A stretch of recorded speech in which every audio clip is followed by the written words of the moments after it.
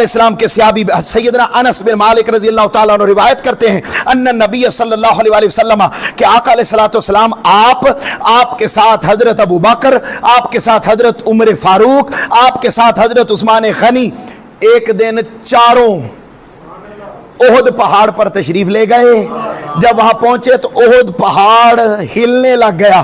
میرا ایمان یہ کہتا ہے کہ وہ کسی زلزلے کے باعث نہیں ہلا تھا، بنیادی طور پر اس پر آقا کے قدم لگے، آقا کے یاروں کے قدم لگے، وہ خوشی سے جھوم اٹھا تھا۔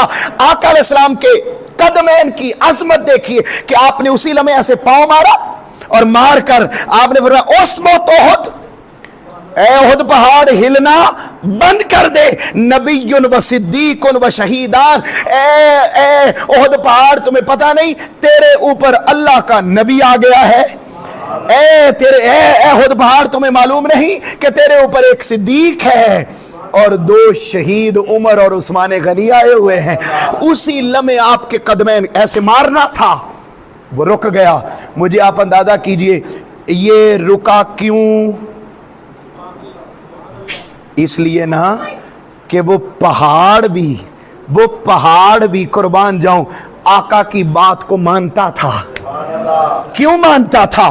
بھئی کبھی آقا علیہ السلام اشارہ کریں تو چاند دو ٹکڑے ہو رہا ہے، آقا علیہ السلام اشارہ کرے تو ڈوبا ہوا سورج واپس پلٹ رہا ہے، تاجدار کائنات صلی اللہ علیہ وسلم اشارہ کرے تو درخت اپنی جگہ سے ہل کے آ کے آقا کو سجدہ کر رہا ہے، اونٹ آقا کو سجدہ کر رہے ہیں، پتھر آپ پر درود و سلام پڑھ رہے ہیں، پتھر آپ سے محبت کرتے ہیں۔ یہ ساری کائنات میں جتنی چیزیں پڑی ہیں یہ ساری آقا کا حکم کیوں مانتی ہیں؟ اس لیے مانتی ہیں کہ آپ صرف انسانوں کے نبی بن کر نہیں آئے، بلکہ اس کائنات میں جتنی مخلوقات پائی جاتی ہیں ہر ایک کا نبی میرا آقا آمنہ کا لال محمد مصطفیٰ کی ذات ہے۔